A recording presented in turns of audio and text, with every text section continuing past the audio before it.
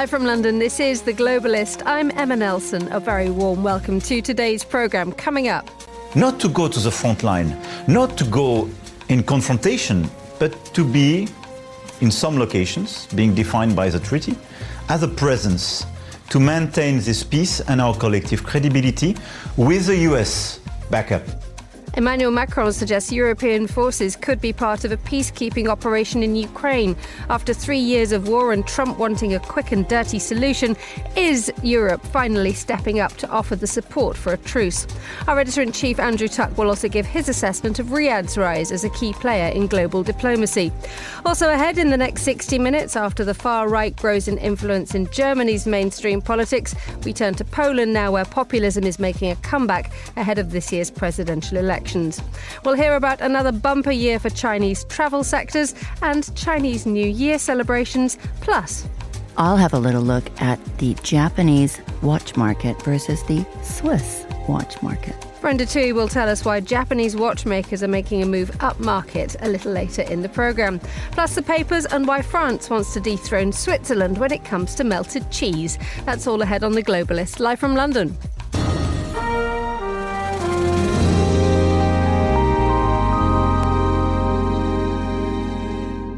First, a quick look at what else is happening in today's news. The South Korean President Yoon Suk-yeol is expected to make a closing statement in his impeachment trial today.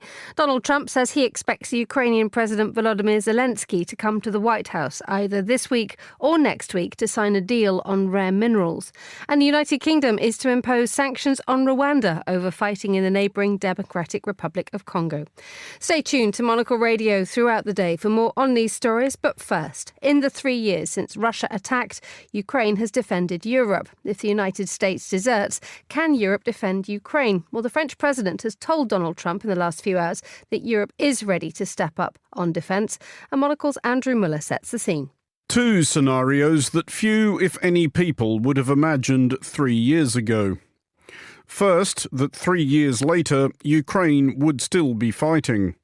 Second, that 3 years later Ukraine would not only still be fighting Russia, but, diplomatically speaking at least, would have started fighting the United States.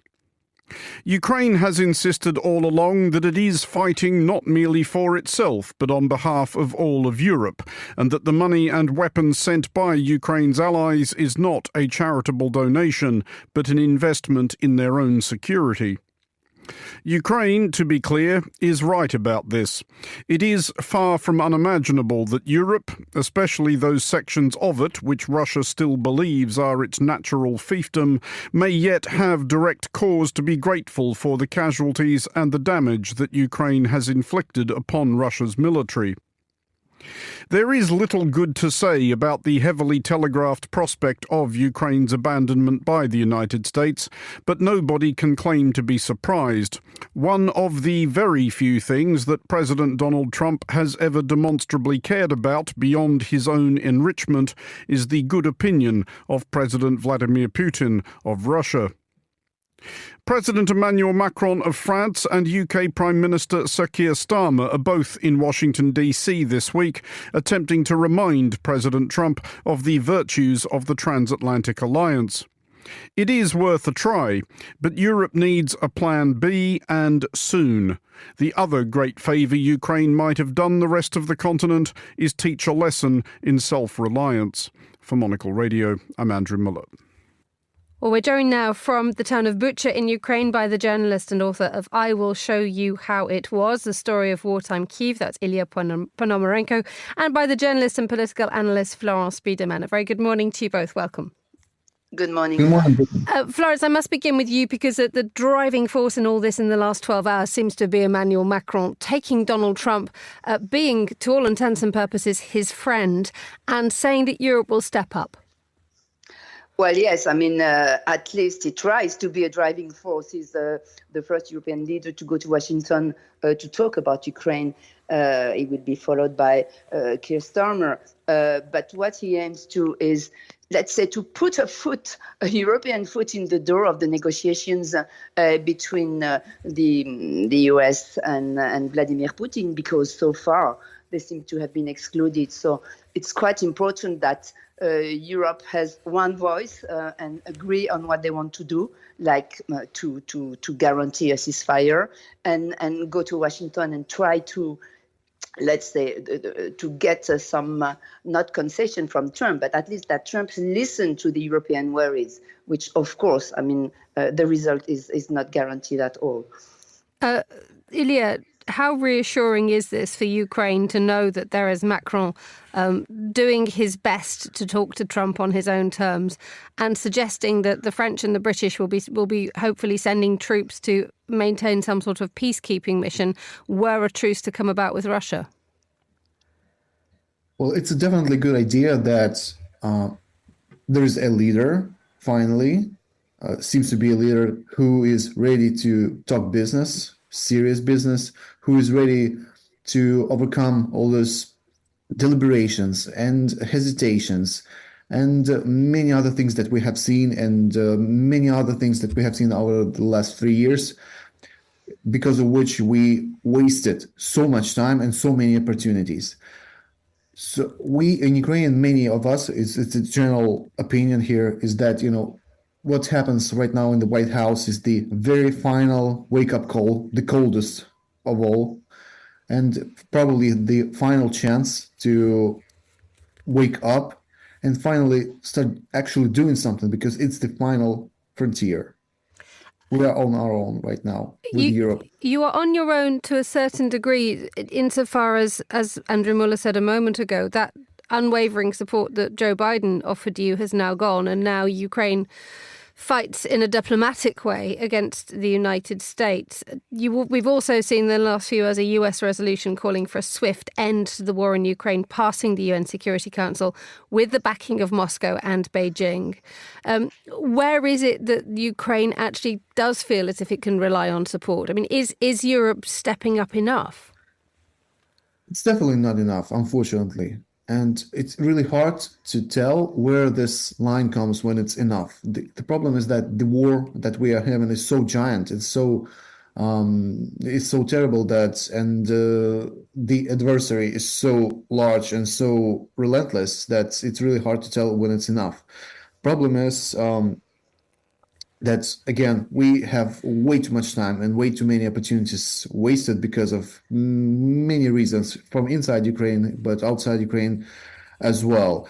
And I must say that, one of the biggest problems of this war and our environment is that it's so volatile, it's so changeable, it's so hardly predictable that the situation may turn 180 degrees next week again. For this, given all the volatility, particularly at the White House. But at the same time, I'm afraid that we must finally understand, finally reach a consensus that the United States are not there anymore, and we are on our own with Europe in this.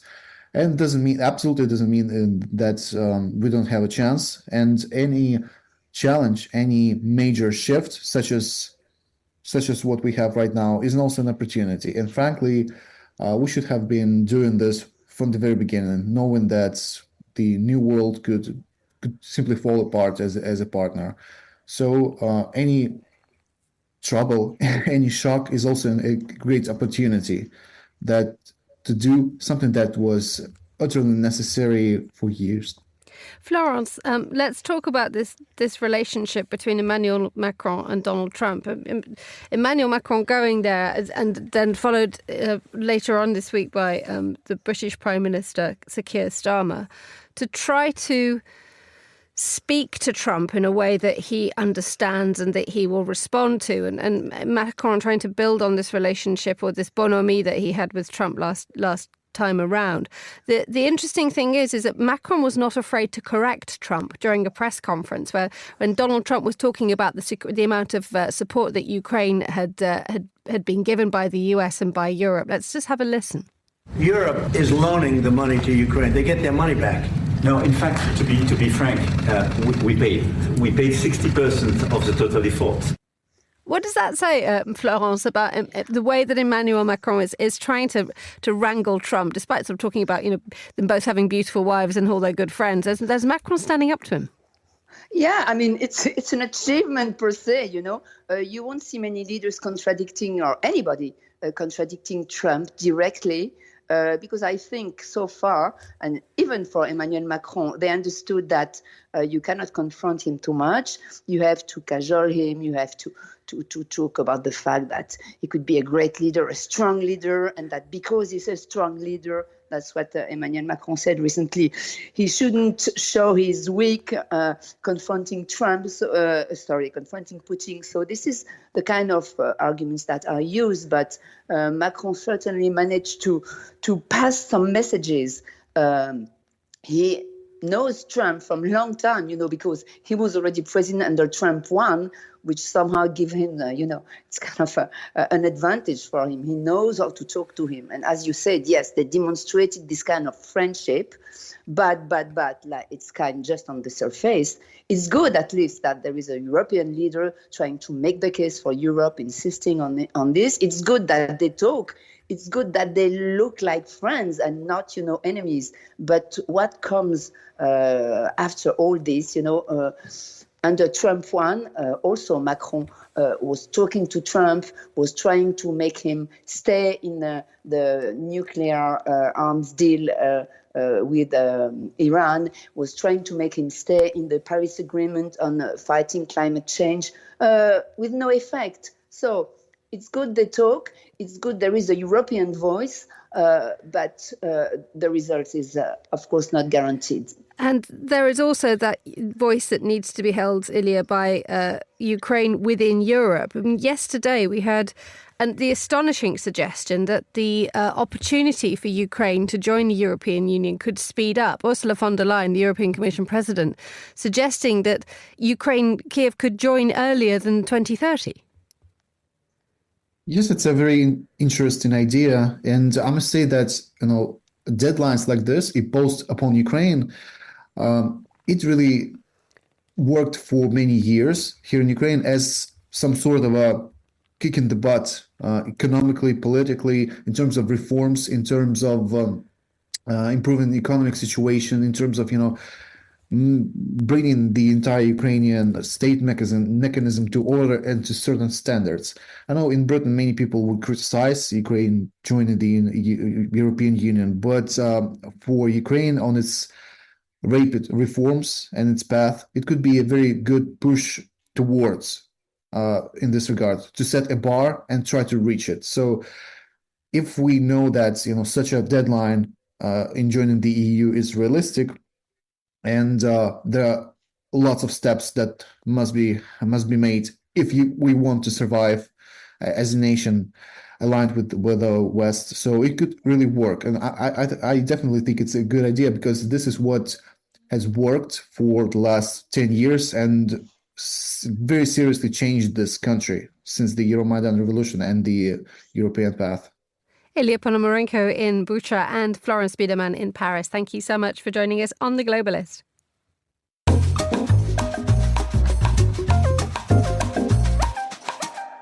Now, one of those joining the process to bring about peace in Russia by hosting the US-Russian talks last week are the Saudi Arabians. Let's turn now to our editor-in-chief, Andrew Tuck, as he explores how Riyadh is positioning itself on the front line of diplomacy.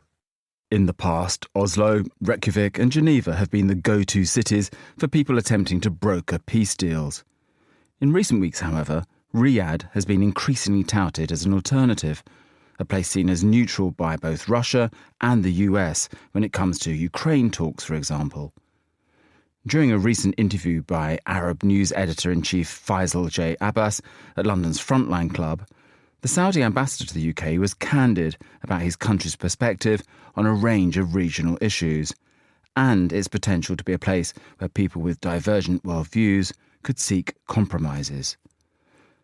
Prince Khaled bin Bandar Al Saud said that his country was pursuing a policy of being engaged with everyone, talking to everyone, and that he saw merit in the description of Saudi Arabia as now being a multi-aligned country.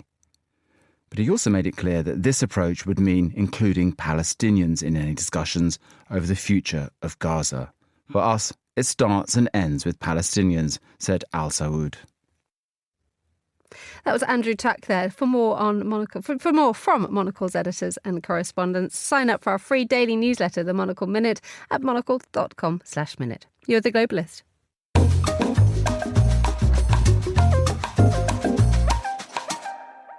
The time in Warsaw is 8:15 a.m, 7:15 a.m. here in London. Now, with the AfD coming second in this weekend's federal elections, Germany is joining other European nations which are leaning further and further to the right.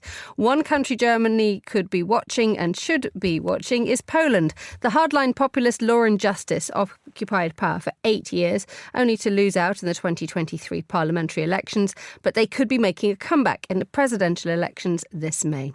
Well, Alex Szczerbiak is Professor of Politics at the University of Sussex and joins me now. Very good morning to you, Alex. Good morning. So just explain to us, could you, what the situation is in Poland as it heads to its presidential election? It already has a Law and Justice and aligned president already, doesn't it? That's right. And this is really important because, as you said, at the end of 2023, Law and Justice lost power to a coalition government led by Donald Tusk. The problem is this coalition government doesn't have a three-fifths majority that it needs in Parliament to overturn a presidential veto.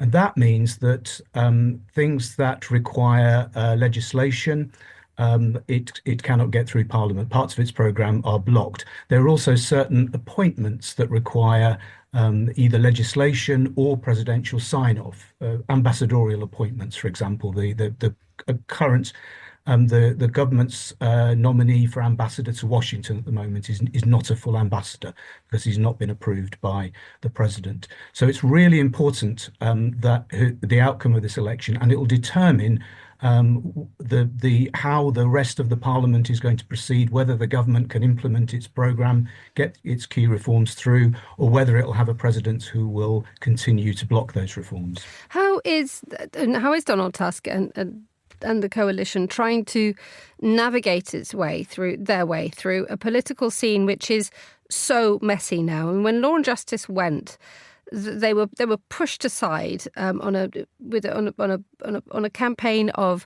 a much more open, much more pro-European, the restoration of human rights, the restoration of civil rights. But that hasn't happened perfectly, has it? There have been accusations against Donald Tusk that actually he's pulled further to the right again in order to try to keep everybody happy. Well, I think there's two things there. I mean, one of them is that in order to get through some of his appointments, he's used certain get-arounds, which if Law and Justice had done them, they probably would have come in for enormous criticism. For example, the way he's changed the management of state-owned media by effectively putting the firm into bankruptcy and appointing liquidators rather than doing it through the normal legislative path. Similarly, the national prosecutor, it's a key position, which again is another one that requires presidential sign-off, but they found a get-around to get rid of him. So there's that criticism, which is that basically he's in order to get through his reforms, which he says is restoring the rule of law, he's actually doing a lot of things that Law and Justice did, or certainly taking a similar kind of approach. There's also, as you say, the fact that in order to outflank Law and Justice, he's adopting a lot of their policies. And we're seeing this in the presidential election with the Civic Platform candidate, Rafał Trzaskowski, the Warsaw mayor. So, for example, he's taken a very tough line about providing welfare benefits to Ukrainian refugees. He says that they can only be provided, or a particularly generous child benefit called the 800+, can only be provided to Ukrainians who contribute to the Polish economy. Which is a very tough line. It's actually something Law and Justice has argued for, and it's about trying to portray himself as being tough on immigration and not be outflanked by Law and Justice on this really difficult issue, as we've seen across Europe for centrist politicians. Explain to us a little bit about what the influence of the German way of doing things could could have on Poland. I mean, Poland must be watching what's happening and the rise of the AfD, but it must also be watching what's happened in the last few weeks when the soon-to-be, the all-expected Chancellor Friedrich Merz dallied with the far right when it came to migration policy. And it was cut off hard by both protests and that sense that the firewall stops extremism from going too far in Germany. Can Poland learn from that at all, or is it watching? Well, I think there is a debate taking place across Europe among centrist politicians, which is how do you respond to right-wing conservative parties that are mobilising around the migration issue? And do you do this by trying to sound equally tough or in some cases outflanking them? And this is the approach that Donald Tusk is taking and that Civic Platform is taking. They are saying that, we can't allow our right-wing opponents have ownership of this issue. We mustn't be outflanked on this. And Civic Platform's doing this on a whole range of issues as well. I mean, Mr. Trzaskowski is presenting himself as a sort of moderate social conservative when he's actually been traditionally a very social liberal politician. And this is to some extent what Friedrich Merz did in Germany. He did try and outflank the AfD by talking tough on migration. Critics of this approach argue that the problem is that at the end of the day, right-wing conservatives will always be able to outflank you on this issue.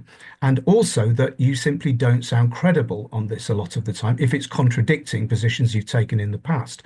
And this is Mr. Trzaskowski's problem, or one of his problems, is that he may not come across as authentic, which means that some of the people he's trying to appeal to simply won't believe him, or some of his core supporters who do support, for example, a more liberal approach to immigration might simply say, well, what's the difference between him and Law and Justice? Let's sit this election out, because presidential elections are as much about mobilization and demobilization, especially in a very polarized country as Poland, as it is winning over voters from one side to the other. And that's the great risk of this approach. It could end up demobilizing his own core supporters and simply raising an issue on which he can always be outflanked. Alex Cherbiak, thank you so much for joining us on the programme. Still to come, we find out why the cheese war between France and Switzerland is getting worse. Stay with us on The Globalist.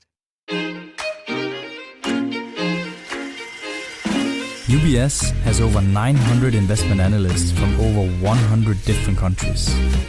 Over 900 of the sharpest minds and freshest thinkers in the world of finance today. To find out how we could help you, contact us at ubs.com.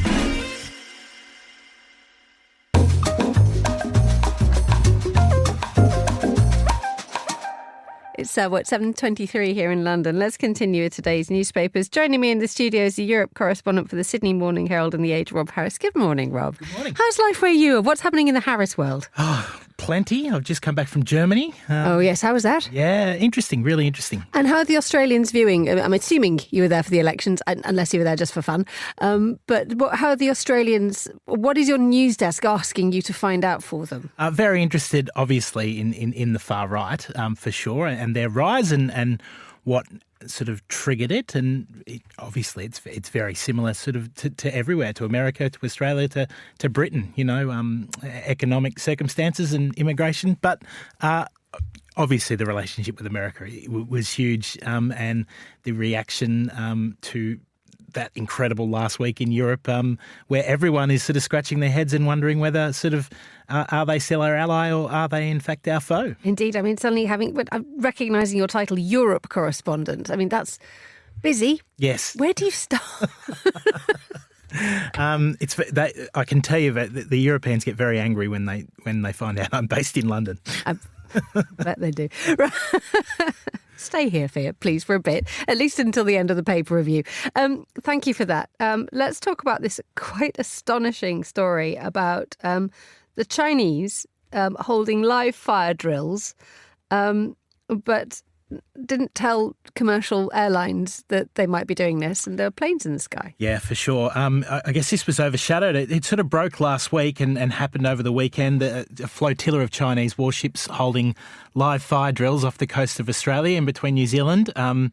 In fact, entered Australia's exclusive economic zone, and it has been revealed that the first anyone knew about it was when commercial airline pilot on a Virgin's flight was actually told 30 minutes after the live firing started, a warning from the Chinese. Now, this actually contradicts what had been said publicly, that the Chinese had informed Australia that this was happening, and it has sent really shockwaves.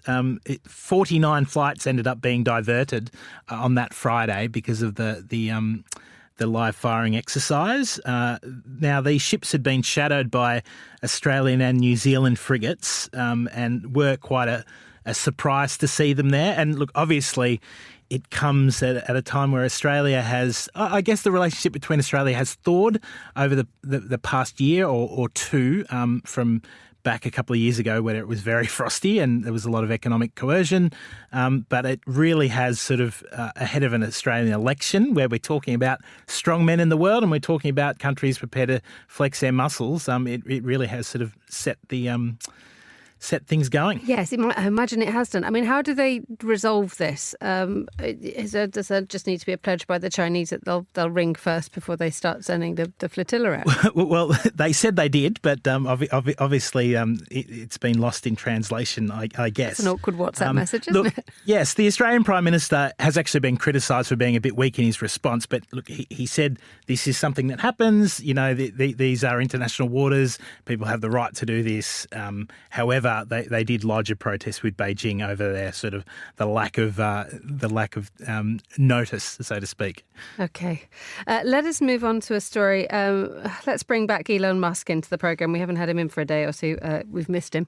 Let's bring him back. But we're not going to talk about the scraping out of the US government. We're talking about some quite astonishing messages and tweets and what have you that he's been making about South Africa, his home country, and the controversy that he's managed to create there.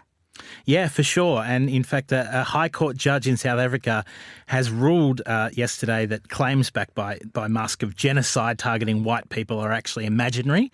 This was a judge in the Western Cape High Court that said claims black people intended to wipe out white South Africans had historically been used to bolster white nationalism in the country. This all came about because of a court case over a will, and in fact it was a fellow who was part of this self-styled defence group, a right-wing paramilitary group, had left £1.7 million to this organisation, and the judge has basically said, look, you can't leave this money. It goes against public policy. It promotes racial hatred. And in fact, there is no genocide against white farmers in South Africa. Now, let's not forget that, you know, Musk has been promoting this for a long time on social media. In fact, it has been a story for a long time. But recently, Donald Trump cut off aid to South Africa, and a lot of this was mentioned. So this is, I guess, a historic and interesting ruling. But I suspect it won't be the end of it. No, I suspect it won't. And one wonders what the long-term unsettling, destabilising effects on South Africa are when you have comments such as the ones that Mr. Musk is making. Yeah. Australia has received a lot of sort of white South Africans in Perth and Zimbabweans over the years, and it has a lot of right-wing politicians have latched onto this theory for a long time. So it's something that's not going away. Let's talk about Clint Hill. Not a man whose name immediately springs to mind, but when you realise what he did, it's understandable why there are so many tributes to him. He's died aged 93. Who was he, Rob? Yeah, if you don't know his name, you've probably seen the image of him, and he was in fact the Secret Service agent who flung himself onto the back of the limousine to protect Jacqueline Kennedy following the assassination on JFK all those years ago. He's died at the age of 93. There's a beautiful obituary to him in the New York Times talking about his life. An incredible guy who, in fact, ended up being Secret Service agent for Lyndon Johnson, Richard Nixon, Gerald Ford, and I think Eisenhower before the Kennedys. But he was the guy who sort of flung himself onto the back of the car. I think the Warren Commission was told he probably saved Jacqueline Kennedy's life. He remained friends with her for the rest of his life. And it took quite a toll. There's quite an interesting sort of pieces of the interview with him where basically once he retired, he sort of retired to the couch with scotch and packets of crisps and really lived the rest of his life in quite sadness that he'd allowed this to happen. He wrote a best-selling book, but an incredible life and an incredible figure and someone from that image that no one will ever forget, really. Indeed. I mean, the New York Times is incredibly moving in its account and has this and quotes a few things from him saying, I scanned the presidential limousine, saw the president grab his throat and lurch to the left. I mean, this is the ultimate first-hand account, isn't it? He ran towards the limo. I was so focused on getting to the president and Mrs. Kennedy to provide them cover that I didn't hear the second shot. It hit the president in the upper right rear of his head and blood was absolutely everywhere. I mean, Hill was absolutely haunted by this for the rest of his life, wasn't it? I mean, understandably. Yeah, for sure. Incredible that he went on and continued to work with the Secret Service as long as he did. I think he retired in around about sort of 10 or so years later, and was obviously, you know, continued to be involved, continued to talk about it. As I said, wrote a best-selling book. The interesting thing I'd forgotten about it was the governor of Texas, John Connolly, was also in the car and shot too and survived, which is, I guess, another little sort of anecdote of that story that we don't remember. I do read this if you can, because it is absolutely incredible. The fact that he actually didn't leave Jackie Kennedy's side for 4 days afterwards, it's incredibly moving. Let's finally touch on, let's go to Belgium. And this is where being Europe correspondent becomes super fun, doesn't it? Because suddenly you end up doing, you have a massive lurch from, I don't know, the Ukraine war and Europe's ability to step up to Belgians drinking fish. It's incredible. There were protests at the weekend in the Flemish town of Gerardsbergen because the annual carnival celebrations, which I think go back to 1413, have been sort of dampened because new animal welfare laws have banned the drinking of live fish out of goblets of wine. I mean, how big are these fish? Well, we're not talking about pike. Well, no, they're basically bait fish. I think so. Goldfish? Quite small Sprats. fish. But look, this is a tradition that goes back a long way. It's apparently sort of ties in the moving from sort of winter into spring, and along. So not for the fish. No, and what would happen is that the church priest, the mayor, the alderman would take a sip of the wine with a live fish from a centuries-old silver cup. Now, this has been the target of animal welfare groups for a long time, and they attended the carnival, threatening to report anyone drinking live fish over the weekend. But interestingly, the protesters against the ban were holding placards saying, "I want fish." So I think this one might be an ongoing story. I think the bit that you haven't, I'm not entirely sure whether you actually have to drink the fish. Do you have to drink the wine, or does the fish have to go down as well? I'm still not clear about this, and I really don't want to know. I think you need to go to Belgium. I think what you do need to do, though, is have a look at the people who are dressed as druids. This is a ritual done by druids. Sorry. Ritual done by druids. They haven't got real druids, so they just got them to dress up. Rob Harris, thank you so much for joining us in the studio. The time here in London is 7:33. You're listening to The Globalist. So look now at the latest headlines.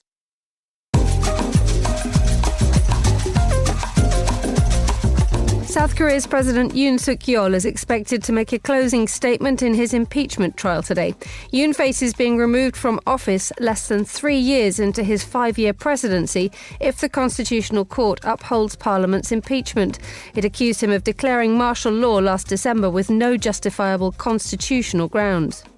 Donald Trump says he expects Ukrainian President Volodymyr Zelensky to come to the White House either this week or next to sign a deal on rare minerals. He says he wants access to the resources in return for previously supplied American aid. The United Kingdom says it is to impose sanctions on Rwanda over fighting in the neighbouring Democratic Republic of Congo. A spokesman for the Foreign Office was speaking on the sidelines of a UN Human Rights Council meeting in Geneva. And the Vatican says there's been a slight improvement in the condition of the Pope. The 88-year-old pontiff continues to be treated for pneumonia. A prayer vigil was held last night in St. Peter's Square in the Vatican City. This is The Globalist. Stay tuned.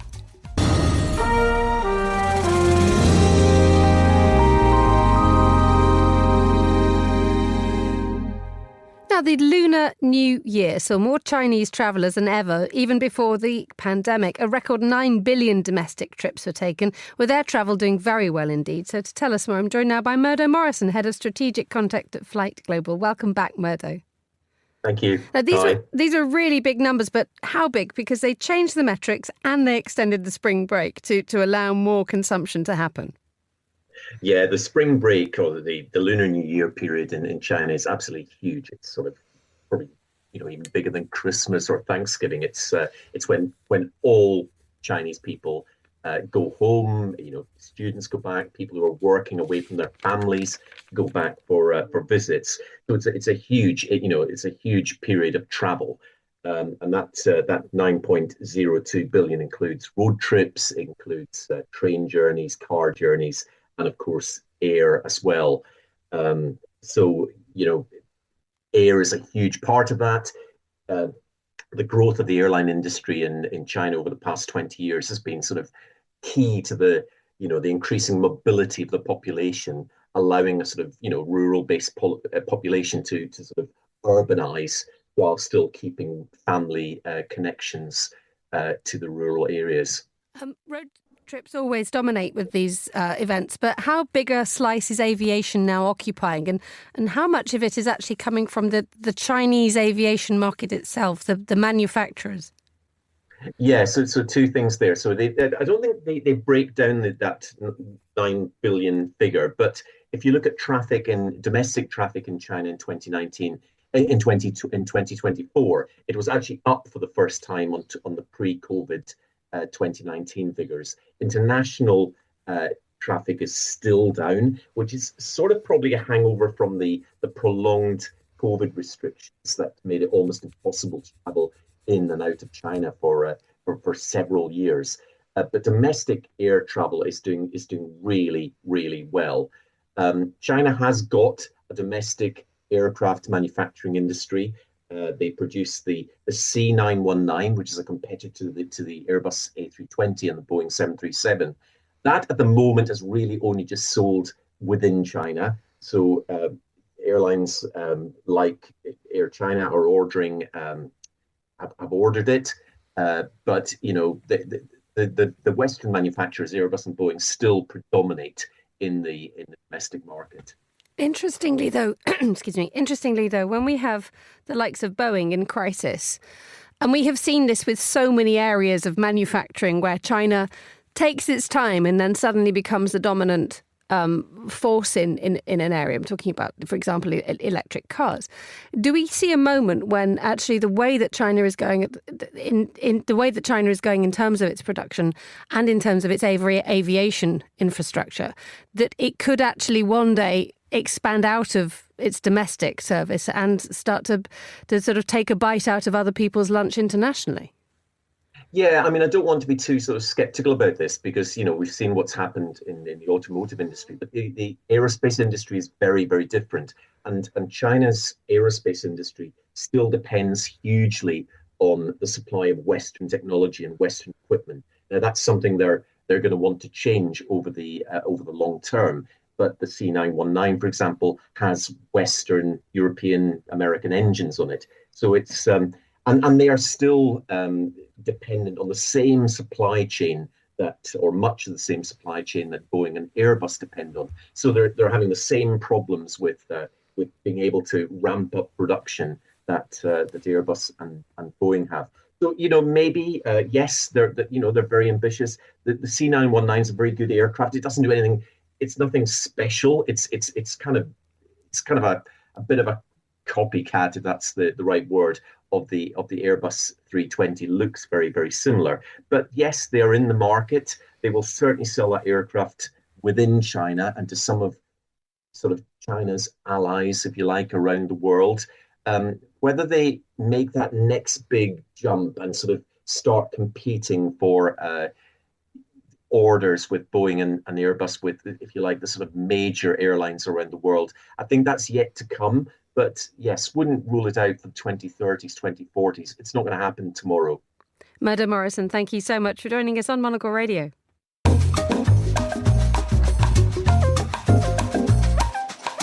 Now, Japanese watchmakers are making a move upmarket with a far higher proportion of their watches now housing mechanical movements, artisanal finishing and featuring advanced materials. As many consumers are reassessing their love of analogue watches, options from new Japanese manufacturers are ticking all the boxes that feel fresh and yet timeless. Monocle's Tom Webb caught up with our luxury editor Brenda Toohey to find out about the growing appeal of Japanese timepieces. I think that the luxury watch market is perhaps experiencing a little bit of a standing still in time, I think, really and truly. There are a lot of new innovations which will be revealed at Watches and Wonders in Geneva at the beginning of April. I'm looking forward to that. But I think there's a bit of treading water there. Ones that are really making kind of huge innovations seem to be the Japanese watchmakers. I mean, there's a watch brand in particular called Otsuka Low-Tech. It's won the big Grand Prix d'Horlogerie de Genève last week. And it's a remarkable watch in that it sells for less than £3,000. But in order to buy one, you have to have a Japanese bank account or credit card and an address in Japan. So it's strictly for the Japanese market.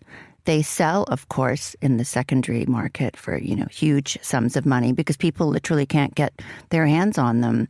Their manufacture is limited, and it's quite interesting. It's an analog watch. This particular one, the number 6, mixes brushed steel with a leather strap, very elegant, and a sapphire crystal dial that is so thin that, to be honest, you might think it's not even there. So it's quite a feat. Would you say that there is a moment that analog is experiencing right now? Is there a huge demand for the analog watch? I think there's always a huge demand for the analog watch. I mean, digital, watchmakers like Casio are famous for their digital watches, and they're a lot of fun and they're cool. But I think that serious watch aficionados like the analog watch. So are we seeing Japan move away from their digital watch heritage? I wouldn't say they're moving away altogether. I mean, Casio's G-Shock is still a fantastic-looking watch, and it's entry-level for a lot of people, too. The price is right. But I do think that for serious watch lovers, it's analog all the way. And do you think it's a clever play, the Japanese market, making it so exclusive, or does that help the secondary market too much, leaving those brands behind? I think it's very clever. I mean, look at luxury brands like Hermes or Chanel, and I think it's super clever. We all want one now because we can't get one. And are they doing the right thing with their price point? I think they are. Isn't that marvelous that you could pick up a beautifully crafted watch like that for under £3,000? Limited edition. I mean, fantastic. And knowing that if you wanted to, you could sell it on for a lot more. It's got me excited. My final question to you. Let's expand out of the Japanese market. Who else should we be watching around the world? I think it's always important to look at Longines, such a quiet luxury brand, again, with an easily accessible entry-level price. They make very elegant, very chic watches for people. I think they're a super brand to look at and to watch. I think Vanguard, on the other hand, they make very expensive, very tricky, very complicated watches for people who can afford them, frankly. And they're extremely special. They look great. They're entirely different than anything else you've ever seen. So they're the other end of the market. Vanguard, very high-end, very high entry-level. And Longines, classic, reliable, and beautifully crafted watches. And I do have to ask a follow-up question to Watches and Wonders. Any sense of the timepieces people should be wearing this year? Well, it depends what you like. I should be wearing something from Van Cleef & Arpels, something extremely complicated and beautiful. Maybe something with flowers that open up, denoting the time of day. 2 flowers open when it's 2 p.m., 4 at 4, and so on. Or a classic tonneau from Cartier. I think that's what I would be wearing. But When you travel to Geneva to Watches and Wonders, you are absolutely overwhelmed by the presentation of the stands, and they must cost millions of pounds, and just the sheer vastness of the PAL Expo. I mean, there are thousands and thousands of people there, hundreds and hundreds of stands, and so much to look at that it is indeed a visual feast. And that was Brenda Toohey talking to Tom Webb there. You're listening to The Globalist on Monocle Radio.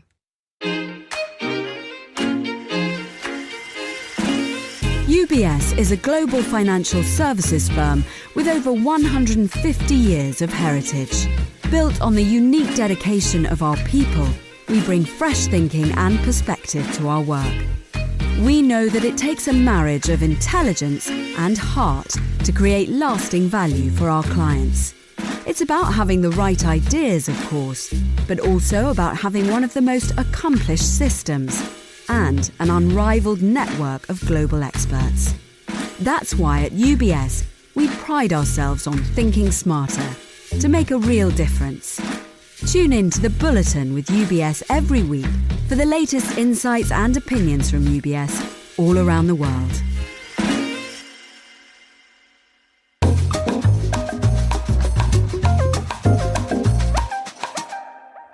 Let's enjoy some of the latest news out of Asia. Erin Cook is Jakarta-based journalist and author of Dari Mulut Ke Mulut, a newsletter about Southeast Asia. Good afternoon to you, Erin. It's 2:45 where you are?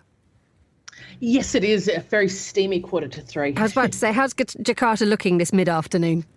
Well, I'm actually in Bangkok today, and it looks like it is about to start raining for the next 12 hours. Excellent. Good. Glad to hear it. Right. Tell us what's happening where you are, in Jakarta or in Bangkok?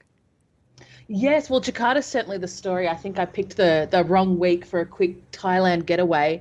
It's all happening this week after the new-ish president, Prabowo Subianto, announced that he would do his Danantara idea, which is a new sovereign wealth fund that's going to take up to $900 billion out of the state budget. And that's all be under his watch and be used to invest in all sorts of different programs that he'll have his fingers in by the sounds of things. This is, Indonesia just seems to be this astonishingly dynamic country in terms of having leaders who decide to invest in large amounts of infrastructure. This is a continuation, isn't it? Yes, absolutely. This is very much from the Joko Widodo playbook, the Prabowo's predecessor. He himself also set up a similar body that has had mixed results. So there's some really big questions about this one. First of all, being why? Why does Indonesia need this one? And why now? The country's sort of, like many countries in Asia, getting ready to sort of feel the shocks of the change in the Trump or the changes Trump will bring to the global economy. Prabowo really has his eye on 8% growth year on year. So he thinks this might be the ticket. But anti-corruption activists and others say there's no transparency here and nobody voted for this. This wasn't taken to the election last year. So why now and why this much money? Indeed, because there'll be government stakes in huge numbers of firms here, won't it? This is all going back to the government. Absolutely. So it's all sucking in a lot of state-owned enterprises, so a lot of really enormous, really fundamental businesses, like especially in infrastructure, like electricity, that sort of thing. It's prompted a lot of protests as well, saying we don't want our essentials under this sort of shady umbrella that we can't quite see what's going on anymore. There is that interesting point, though, isn't there, that while a lot of the world, the West especially, is tying itself up in knots, trying to react to what Donald Trump is up to, the rest of the world, Southeast Asia, is just getting on with it. Yes, absolutely, especially the enormous economies like Indonesia. Poor old Vietnam's likely to be in the crosshairs soon. It's got a huge trade surplus with the US. So I think Indonesia's got its eye out on what might happen there. If Vietnam gets hit with tariffs, then Indonesia's ready and willing to swoop in, I say. Right, and let's not forget, actually, that in a couple of months we're going to have the Global Leadership Conference. The Chiefs is going to be heading to Jakarta. So that's something you can sign up for. You can join. I think it's our fourth gathering. Global business leaders, you name, one-day conferences, inspiration, and some good opportunities as well. So all eyes on Indonesia in so many different ways. Erin, where else are you taking us now for stories? Well, here where I am in Thailand, there's been a very, very sad but ultimately exciting development in these scam centres that have been wreaking havoc across Southeast Asia for the last few years. These are these enormous complexes where much of the world, that annoying text message you keep getting, that's probably coming out of a Southeast Asia country at the moment, the one begging for money or else it'll share your nudes or whatever. These sorts of organisations are run by Chinese criminal cartels, and now China and authorities in Thailand have teamed up to stamp out this practice, particularly in Myanmar, which is essentially lawless along the Thai border. But it is a bit of a tough thing to do. They've been able to rescue tens of thousands of victims, but they say there are hundreds of thousands that have already been victimised, and where they are and how they'll get out, we're still not too sure. So as of now, there's about 7,000 alleged victims, because they're still trying to work all that out, sitting along the border, begging to come into Thailand to be repatriated to their homes, which are often elsewhere in Southeast Asia, South Asia, and increasingly Africa. But Thai authorities aren't playing along just yet. They say they need foreign embassies to step up a bit more. Finally, let's talk about some Bangladeshi students. Let's go back to the removal of the Prime Minister Hasina a little while ago. It all started with a student campaign, and they are now going to step up and actually create their own political party.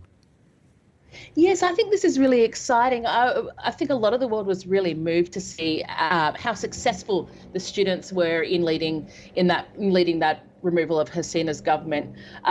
So tomorrow it's expected that the students' groups will announce their own political party, likely to be led by Nahid Islam, who was one of the very, very prominent student activists at the time and is now acting as an advisor to interim leader Muhammad Yunus.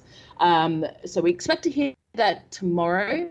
Elections are due early next year, and we expect those to be some stage between sort of the end of the year and the first quarter or so of next year. So it'll be interesting to see how successful and how much longevity that movement has. Indeed. I mean, what is the likelihood of it sort of having a proper future? This is the fascinating thing about Bangladesh at the moment. It is so in flux after this enormous political shift. Nobody's quite too sure just yet. There are a lot of factors at play, and a lot of that would have to do with Yunus and where he takes the country in the next 6 months or so. The economic factors as well are very much at play. It's more about getting the ship right than anything too revolutionary. Erin Cook, enjoy the rest of your afternoon in the rain in Bangkok. Thank you so much for joining us on Monocle Radio. You're with The Globalist.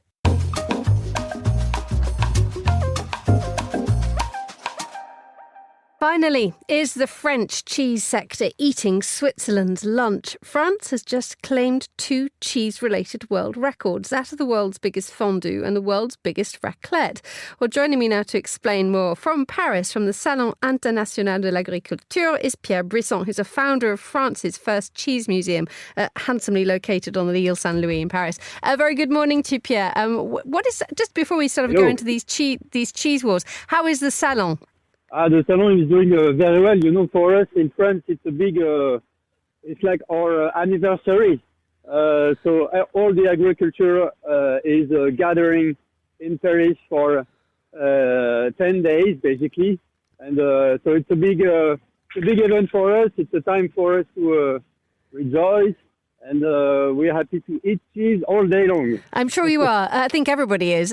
Just tell us what exactly you're doing, because as you say, this is this enormous event, this international showcase. You have a very beautiful but very small museum. What is your role in the Salon? Alors, I'm coming at the Salon every year as a visitor because that's the perfect time for me as a cheesemaker, and also now since a few months as the founder of the first cheese museum in France. Thank you. And so I can meet all my colleagues that are that are working in farms. They are working for small traditional cheese making factories. So then we can meet and then we can prepare the events of the next year, basically. Thank you for that, Pierre. Right, let's get to these cheese conflicts. We have the French now beating the Swiss when it comes to the world's biggest fondue and the world's biggest raclette.